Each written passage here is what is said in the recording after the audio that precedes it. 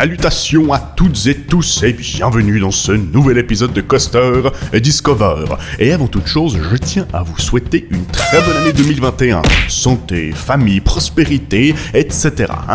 Voilà. Aujourd'hui, et en attendant les grosses vidéos, nous allons profiter de cette dernière année au ralenti pour parler d'un sujet léger. Parce que je sais pas vous, mais moi le confinement, je l'ai eu dans le fondement. Tant et si bien que votre serviteur n'a pu vous faire de vidéos jusqu'à maintenant. Au moment où j'enregistre cet épisode, nous sommes le 16 janvier. Et je vous l'accorde, je ne suis pas le plus actif sur cette plateforme. En même temps, en Suisse, il n'y a pas de RSA. Faut bien que je bosse si je veux garder ma Lambo, mon jet et mettre de côté pour ma flic-flac. Eh ben oui, on a beau tous être millionnaires, on a quand même su rester proche du peuple. Mais quand même, vous laisser plus d'une année sans vidéo, c'était pas ce que j'avais en tête en créant cette chaîne. Alors on va essayer d'y remédier en profitant de l'actualité de notre cher voisin Europa Park. De toute façon, c'est pas comme si on pouvait aller plus loin. Fier de la récente inauguration de son parc aquatique, Europa Park nous a fait manger sa nouvelle mascotte Snorri à toutes les sauces. Peluche, t-shirt, tasse, livres, casquettes. Impossible de visiter une boutique sans se faire inonder sous l'incommensurable quantité de merchandising tournant autour de l'adorable petite pieuvre. Je vous avoue que personnellement, j'ai beau être de manière générale au courant de ce qui se trame dans l'univers des parcs d'attractions, Snorri, je l'ai pas vu venir. J'ai lu très peu d'informations sur sa construction, et je n'ai sincèrement pas eu le souvenir d'avoir vu beaucoup de communication de la part d'Europa Park quant à l'avancée des travaux. Tant et si bien que je n'ai appris l'existence de cette attraction que quelques semaines avant son inauguration, via les affiches publicitaires du parc. Quelle indignité. Il faudrait peut-être que je me mette à Twitter, moi. Bon, je culpabilise qu'à moitié. Déjà, parce que, ils ont profité de la rénovation du quartier scandinave pour cacher cette construction, et ensuite car ils n'ont mis qu'une année à fabriquer le bazar. En d'autres termes, en un claquement de doigts. Et croyez-moi que ce que vous trouverez dans Snorri Touron ne reflète en aucun cas sa durée de conception. Allez, c'est parti. Allez, on se lance. Snorri Touron est donc un dark ride conçu par MacRide, décor Joravision et Animatronics Made in Life Formations. Quand on se penche sur le cas de cette attraction, la première chose qui nous saute aux yeux, c'est bien entendu son hallucinante durée de construction.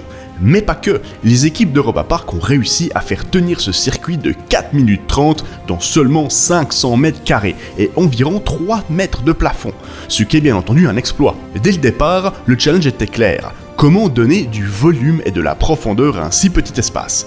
C'est simple, en le bourrant de technologie. Alors, vous excitez pas trop, on reste sur un budget modéré pour un dark ride familial, mais Snorri Touron possède malgré tout un arsenal de procédés techniques extrêmement récents et inhabituels pour cette gamme d'attractions.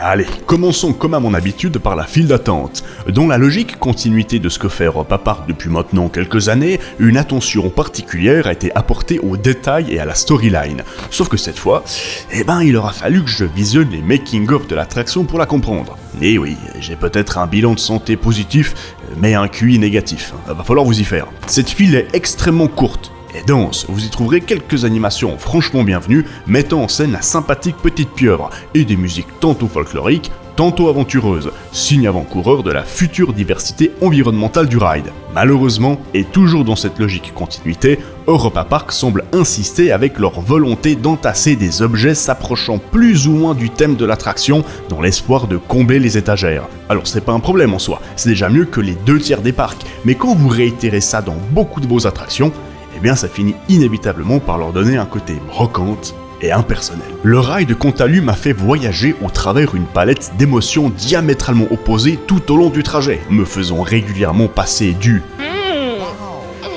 So good. au This is not okay. C'est de la merde. parfois dans la même scène, et pour moi, échouer à garder une uniformité qualitative tout au long de l'attraction est une forme d'échec en soi. Vous l'aurez compris, on va commencer par ce qui m'a chiffonné dans cette attraction, son inégalité. On ne va pas se mentir, il y a une véritable prise de risque sur Snorri Touron. C'est une aventure ambitieuse, tant sur le point technique qu'artistique. Mais à un moment donné, il faut trancher. Est-ce qu'on se lance dans une grosse attraction au budget conséquent, ou un projet plus modeste au budget limité ? Le problème de ce Dark Ride, c'est qu'il essaie de faire les deux, en même temps, sans jamais vraiment se situer dans l'un ou l'autre. On notera par exemple la présence de squinching, un procédé habituellement présent dans les grosses productions et que nous retrouvons ici dans le second tableau. Et si vous n'êtes pas familiarisé avec cette technologie, je vous invite à aller écouter mon podcast sur Spider-Man Adventure. Ça a très mal vieilli, mais c'est toujours aussi pertinent. Pour faire simple, il s'agit de donner un effet de mouvement à un film ou à une image coordonnée à votre wagon. Et dans Snorri, ce procédé est très habilement utilisé pour donner une plus grande profondeur au tout petit décor du ride. Alors bon, moi vous pensez, je suis bon public. Du coup, Europa Park, expliquez-moi comment on passe d'une salle remplie de squinching à ça.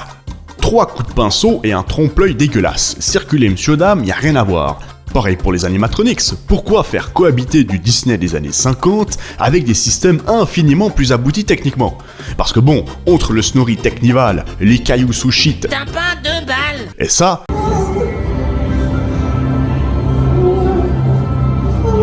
Il y a quand même un demi-siècle d'innovation. Les transitions aussi, parlons-en. Alors je sais qu'aujourd'hui la logique est devenue très subjective, tout le monde a la sienne, mais comment est-ce qu'on passe d'une épave sous-marine à une forêt enchantée, puis d'une forêt enchantée à un monde gelé?